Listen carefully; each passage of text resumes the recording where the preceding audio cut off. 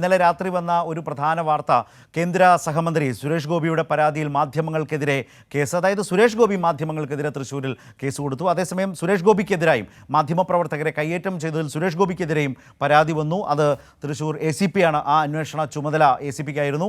തൃശ്ശൂർ രാമനിലയത്തിൽ മാധ്യമപ്രവർത്തകർ അനുവാദമില്ലാതെ കയറി എന്നൊക്കെയാണ് സുരേഷ് ഗോപിയുടെ പരാതിയിൽ പറയുന്നത്. സുരേഷ് ഗോപിയെ കാറിൽ കയറാൻ അനുവദിക്കാതെ തടഞ്ഞു, സുരക്ഷാ ഉദ്യോഗസ്ഥൻ വിഷ്ണുരാജിനെ ഭീഷണിപ്പെടുത്തി തള്ളിമാറ്റി എന്നിവയൊക്കെയാണ് സുരേഷ് ഗോപിയുടെ ഈ പരാതിയിൽ പറയുന്നത്.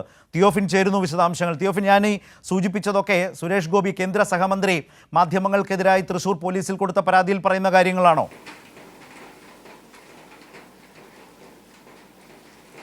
തീർച്ചയായും ശരത്ത്, ഇത്തരത്തിലാണ് സുരേഷ് ഗോപി പരാതി നൽകിയിട്ടുള്ളത്. തൃശ്ശൂർ സിറ്റി പോലീസ് കമ്മീഷണർക്ക് നൽകിയ പരാതിയാണ്. ഡൽഹിയിൽ പോയതിന് ശേഷമാണ് മാധ്യമപ്രവർത്തകർക്ക് വേണ്ടി അല്ലെങ്കിൽ മാധ്യമപ്രവർത്തകരോടുണ്ടായ അതിക്രമത്തിൽ ഒരുപാട് പ്രതിഷേധങ്ങൾ ഉയരുകയും അനിലക്കര ഉൾപ്പെടെ പരാതി നൽകുകയും ചെയ്ത സാഹചര്യത്തിലാണ് ഇത് പ്രതിരോധിക്കുന്നതിന് വേണ്ടി, തനിക്കെതിരെയുള്ള അന്വേഷണം പ്രതിരോധിക്കുന്നതിന് വേണ്ടിയാണ് ഇന്നലെ രാത്രിയോടുകൂടി സുരേഷ് ഗോപി പരാതി നൽകിയത്. രാത്രി ഒരു 12 മണിയോട് അടുപ്പിച്ചാണ് പോലീസ് ഇക്കാര്യത്തിൽ തൃശ്ശൂർ ഈസ്റ്റ് പോലീസ് ഇതുമായി ബന്ധപ്പെട്ട FIR രജിസ്റ്റർ ചെയ്ത് അന്വേഷണം ആരംഭിച്ചത്. വൈകുന്നേരത്തോടു കൂടിയാണ് പരാതി പോലീസിന് ലഭ്യമാകുന്നത്. രാമനിലയത്തിലേക്ക് ചൊവ്വാഴ്ച ഉച്ചയ്ക്ക് 12:45 മാധ്യമപ്രവർത്തകർ അനുവാദമില്ലാതെ കയറി തൻ്റെ വഴി തടസ്സപ്പെടുത്തി തൻ്റെ സുരക്ഷാ ഉദ്യോഗസ്ഥനായ വിഷ്ണുരാജിനെ കയ്യേറ്റം ചെയ്തു എന്നെല്ലാമാണ് സുരേഷ് ഗോപിയുടെ പരാതി. യഥാർത്ഥത്തിൽ ഇതൊന്നുമല്ല ഉണ്ടായിട്ടുള്ളത്. രാവിലെ തന്നെ, അതായത് അന്നേ ദിവസം, ഈ ചൊവ്വാഴ്ച ദിവസം രാവിലെ സുരേഷ് ഗോപിയോട് ഇതുമായി ബന്ധപ്പെട്ട, അതായത് ഈ ഹേമ കമ്മീഷൻ റിപ്പോർട്ടുമായി ബന്ധപ്പെട്ട് ഇതിൻ്റെ പശ്ചാത്തലത്തിൽ നിരവധി ആരോപണങ്ങൾ ഉയർന്നു വന്ന സാഹചര്യത്തിൽ ആരോപണ വിധേയരെക്കുറിച്ച് ഉൾപ്പെടെ അഭിപ്രായ സമയത്ത് തിയോഫിൻ അവിടെ ഉണ്ടായിരുന്ന ആളല്ലേ? ഈ പരാതിയിൽ പറയുന്നത് പോലെയുള്ള കാര്യങ്ങളാണോ അവിടെ ഉണ്ടായത്? ദൃശ്യങ്ങൾ സൂചിപ്പിക്കുന്നതും മറ്റൊന്നാണ്. അദ്ദേഹം ഇറങ്ങി വരുമ്പോൾ ആരും തടയുന്നില്ല. അദ്ദേഹത്തിന് രാമനിലയത്തിൽ നിന്ന് ഇറങ്ങി വരാൻ കഴിയുന്നു, വാഹനത്തിന് അടുത്ത് വരെ എത്തുന്നുണ്ട്. അവിടെ ആ വാഹനത്തിൻ്റെ വാതിലിന് ചുറ്റും നിൽക്കുന്നു. അദ്ദേഹം തന്നെ ഡോറ് തുറക്കുന്നു, കാറിൻ്റെ ഡോറ് തുറക്കുന്നു.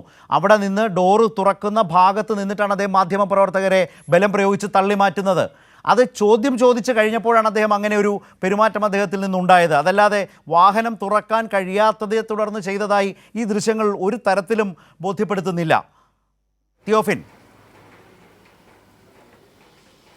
തീർച്ചയായും ശരത്ത്, അത്തരത്തിൽ യാതൊരു രീതിയിലും വഴി തടസ്സപ്പെടുത്തുന്ന ഒരു നടപടി മാധ്യമപ്രവർത്തകരുടെ ഭാഗത്തു നിന്നും ഉണ്ടായിട്ടില്ല.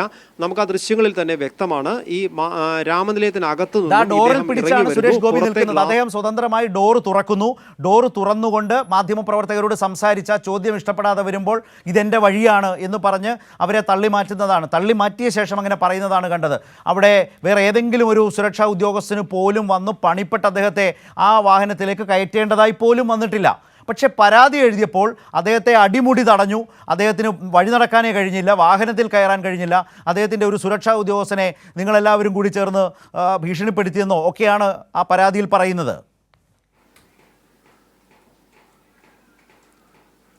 ശരത്ത്, സുരേഷ് ഗോപിക്കെതിരെ പോലീസിൽ പരാതി ഉണ്ടാവുകയും തൃശ്ശൂർ ACPക്ക് ഇതുമായി ബന്ധപ്പെട്ട അന്വേഷണ ചുമതല നൽകുകയും ചെയ്ത സാഹചര്യത്തിലാണ് തനിക്കെതിരെ അന്വേഷണം വരുമെന്ന് വ്യക്തമായതോടുകൂടി ഇത് പ്രതിരോധിക്കാനാണ് സുരേഷ് ഗോപിയുടെ ഈ പരാതി. അതായത് സുരേഷ് ഗോപിക്കെതിരെ അന്ന് സുരേഷ് ഗോപിയാൽ കയ്യേറ്റം ചെയ്യപ്പെട്ട മാധ്യമപ്രവർത്തകർ ഇതിനെതിരെ പരാതി നൽകുന്നു. പരാതി നൽകിയപ്പോൾ കേന്ദ്ര സഹമന്ത്രി കൗണ്ടർ കേസുമായിട്ട് ഇറങ്ങുന്നു, അല്ലേ? അങ്ങനെയാണോ?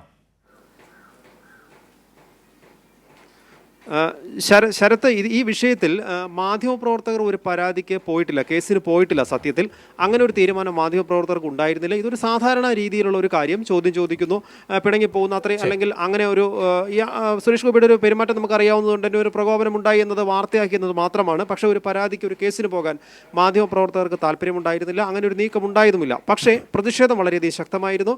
പൊതുപ്രവർത്തകർ ഉൾപ്പെടെ പ്രതിഷേധവുമായി രംഗത്തെത്തി. ഇതിനിടയിലാണ് അനിലക്കര ഒരു മാധ്യമപ്രവർത്തകർക്ക് വേണ്ടി അല്ലെങ്കിൽ ഇത്തരത്തിലൊരു നടപടി ഉണ്ടായതിന്റെ പേരിൽ, കാരണം ഇതുണ്ടാക്കാവുന്ന, ഭാവിയിൽ ഉണ്ടാക്കാവുന്ന ദോഷങ്ങൾ മുൻകൂട്ടി കണ്ടുകൊണ്ടാണ് അനിലക്കര ഇത്തരത്തിലൊരു പരാതി നൽകിയത്. അവിടെയാണ് മാധ്യമപ്രവർത്തകർ പ്രതിഷേധിച്ചു. ആ സാഹചര്യത്തിൽ അനിലക്കര പരാതിക്കാരനായി, അനിലക്കര പരാതി കൊടുത്തു. ഏതായാലും അങ്ങനെ ഒരു പരാതി വരുന്നത് കണ്ടപ്പോൾ കേന്ദ്ര സഹമന്ത്രി സുരേഷ് ഗോപി കൗണ്ടർ കേസുമായി വരുന്നു. അതിനകത്ത് അദ്ദേഹത്തെ അടിമുടി തടഞ്ഞു വെച്ചു, ഭീഷണിപ്പെടുത്തി, അദ്ദേഹത്തിൻ്റെ സുരക്ഷാ ഉദ്യോഗസ്ഥനെ ഭീഷണിപ്പെടുത്തി എന്നൊക്കെയാണ് എഴുതി വെച്ചിരിക്കുന്നത്. അപ്പോൾ ഇതെല്ലാം ഇങ്ങനെ ആളുകളുടെ മുമ്പിൽ ആ ദൃശ്യങ്ങൾ എന്താണ് അവിടെ സംഭവിച്ചത് എന്നുള്ളത് വളരെ വ്യക്തമായി നമ്മുടെയൊക്കെ മുമ്പിലേക്ക് വെച്ച് തരുന്നുണ്ട്. കാര്യങ്ങൾ വിലയിരുത്താൻ, മനസ്സിലാക്കാൻ. അത്രമാത്രമേ തൽക്കാലം അതേക്കുറിച്ച് പറയേണ്ടതായിട്ടുള്ളൂ. ശരി തിയോഫിൻ.